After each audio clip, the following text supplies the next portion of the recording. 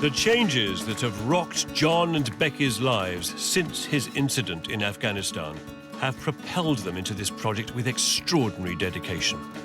It's not just a house for them, it's a new beginning for them, and they're building a house to cope with their needs. And obviously, if it makes them a better life at the end of the day, then it's all worth doing, isn't it? 6 weeks on, the ground workers recommended by John's mentoring network have dug out the basement.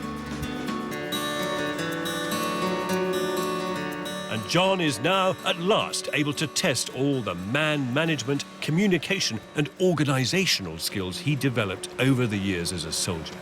How many loads have we had come in today? 45.5 metres at the moment, so we've got another 4 or 5 load coming in. Perfect. You can just let me know what you need and I'll get the order in. Yeah. I'm really, really proud of what he's doing at the moment. We've had a tough couple of years, but actually now I think everything's going to fit into place. Last couple of weeks, I've actually started sleeping properly, which is nice. It's been a long time since I slept properly. In theory, John's sophisticated military training dovetailed with the professional knowledge and support from his construction industry mentors will form a watertight means of delivering every piece of this project, like the steel frame. I check to make sure that they've got the plans that they need and see if they've got any questions they want me to go back to architects and engineers with. I've got to make a few phone calls today because there's a few concerns about the next stage. We've got a steel frame and a timber frame, both in manufacture at the moment. I haven't got the warm, fuzzy feeling that everything's prepared, ready for the next stage yet. It's easy to forget that this is an architecturally complex house built into a sloping site, marrying many different materials and finishes.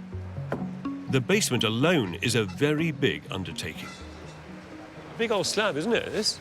Massive. Good to see you. Good How to are see you you? too. Very Hello. well, thank you. With the sheer scale of the project now plain to see, there is news that's going to put John under even more pressure. You're going to have to fill this house, a lot of stuff. Yeah, and there's a little one coming along as well, which I'm sure will help fill up the house too, so... Well, you've started already? Yeah. 4 months pregnant. Sorry, I shouldn't say. I should say congratulations. I should say. When's your baby due? End of October. And we'd always said September, October to finish the house. Now it really has to be October. That's just 5 months away. So it's just as well John's building the basement of his home out of a pre-formed polystyrene walling system. You just glue the blocks together, then fill the void inside with concrete. I suppose really what this stuff is permanent shuttering, isn't it? That's all it is, yeah. You get you're reinforcing your wall and your insulation in kind of one, don't you? Since I first saw this kind of system come on quite a way, nowadays you can buy these wall form systems with the reinforcing mesh, which, as you can see inside this sample here, is connected to some steelwork buried inside the foam. It's very quick, which, if you are a pregnant self-builder, is perhaps the most important thing.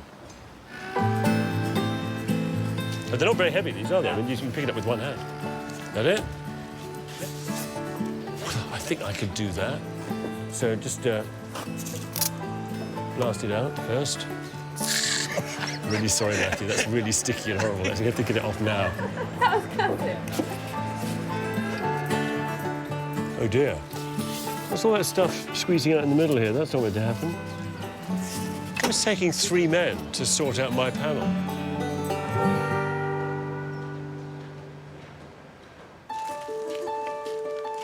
However, speed is not always guaranteed. It takes 3 months to complete the epic basement. For the convenience of being able to drive directly into the house, John has to pay a price. Through no fault of the ground workers, the overall costs are much higher than he expected. What we've got here today has cost 92,000. In fact, plus polysteel, and that's more like 100,000.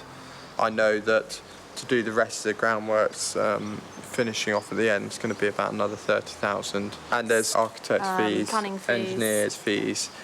So £170,000 is gone. John decided not to employ a quantity surveyor to provide a costs estimate, which would have given a reasonably accurate forecast. Now, he and Becky only have £80,000 of their original budget left, and they'll have to borrow to make up what's already a £70,000 shortfall. Initially, the plan was to do it without a mortgage at all. There's no way that's going to happen now. Not at all. But there's worse to come. Due to a communication cock-up, the steel frame that'll form the upper floors of the house is delayed, so there's been no work on site for over a month.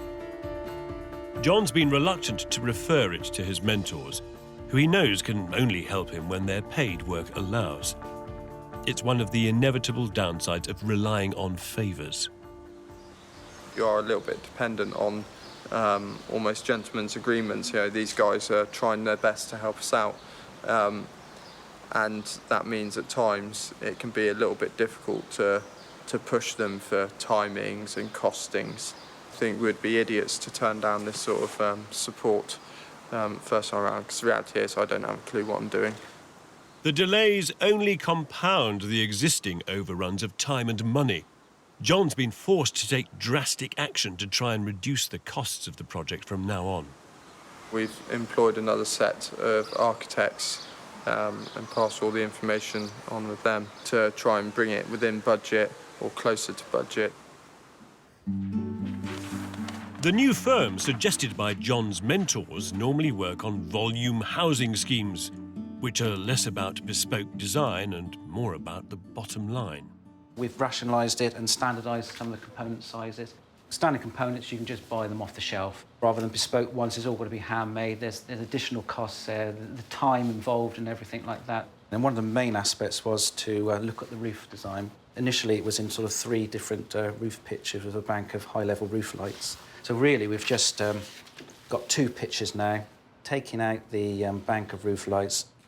While compromise may be inevitable, they need to walk a fine line to preserve the integrity of the overall idea. I think that the initial design there did take into account John's disabilities. It's a special one-off property. Sometimes you can try to save too much and just ruin the whole concept of the design. But the overall feel of the property was going to be very, very similar from John's initial vision, I would say.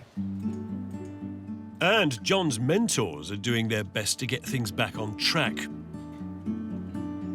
David Bryant had been as dismayed as John to learn about the delays. It's unfortunate, but the new set of architects' plans have been sent out, and indeed we have a quotation for the steel frame, and that will now be provided in due course.